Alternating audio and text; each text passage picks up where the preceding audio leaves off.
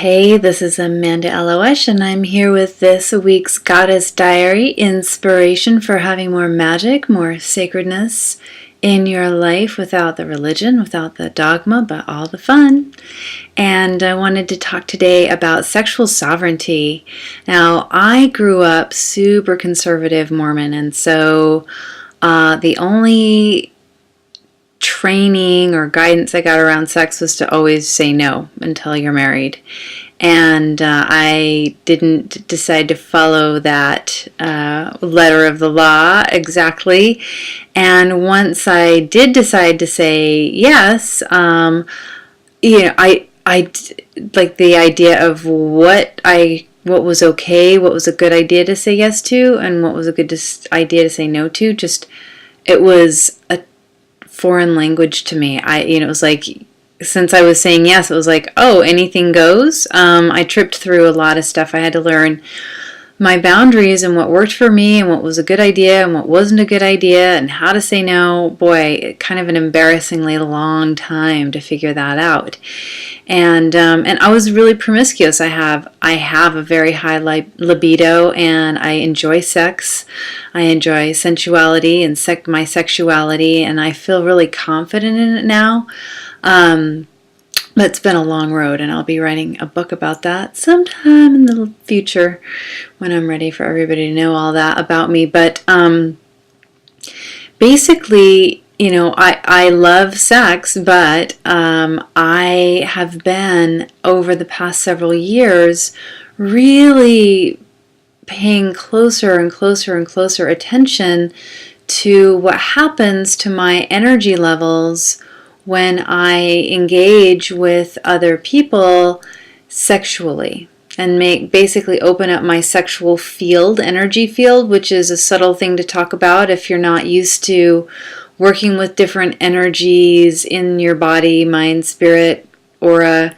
This can sound kind of funky, but I was once completely ignorant of this stuff, and so it is something that everybody can learn. It just takes a little while. So if this sounds a little over your head, don't worry. Stay with me, and if this all intrigues you, then I can help you. But anyway, listen to the rest of the message. So I've noticed that if I am not really careful or very aware by listening to my body, paying attention to my body and the energy in my body, and honor that wisdom, then I end up making decisions about exploring, expressing, enjoying my sexuality that actually don't serve me very well. And specifically over the past 6 months, I've been celibate, and I've noticed it's almost like being on a cleanse. I feel like I think more clearly. I feel like my health has been better.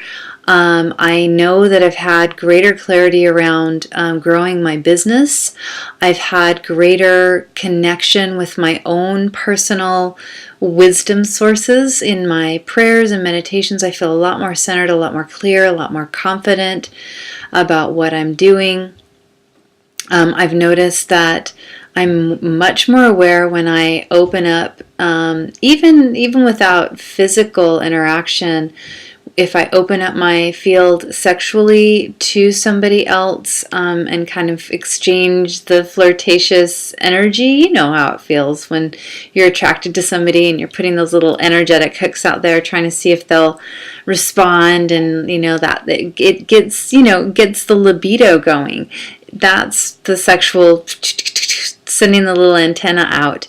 And I've noticed that even just doing that sometimes can get responses from people that do actually feel like hooks, that take little chunks out of me or weigh me down. And I know in the past, just culturally, we're taught to do it. Men and women, we're taught to do it. We're taught to do it so that we see who responds and how they respond, and it validates that we're good looking and we're attractive and we're awesome people that are worthy of attention or love or whatever it is.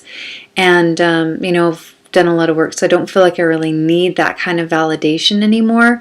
And now I can pay attention to, wow, I don't want to send those little hooks out there. I don't want to send those little invitations out there to just anybody, just to validate me. I don't need that. And I've seen the energy I get to cultivate by holding it internally through my yoga practice, my energy awareness, the way I engage with people. Very loving, very open-hearted, just not sexually, available to anybody or everybody.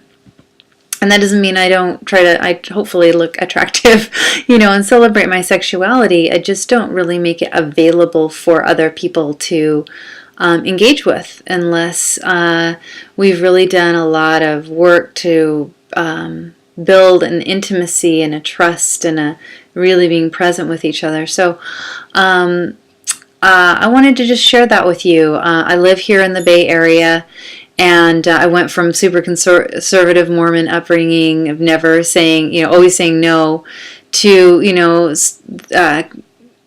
California, the Bay Area, where it's very open, very sex positive. And actually, I know that for myself very briefly and for other people, we've put pressure on ourselves to be more open-minded or more promiscuous or more available sexually because that's an expectation. And so it doesn't matter what side, whether it's conservative or liberal or promiscuous or however you want to look at it, if we are catering to expectations rather than our own, even our own expectations, if we're catering to expectations rather than honoring what truly feels good in our bodies, we are wasting that sexual energy.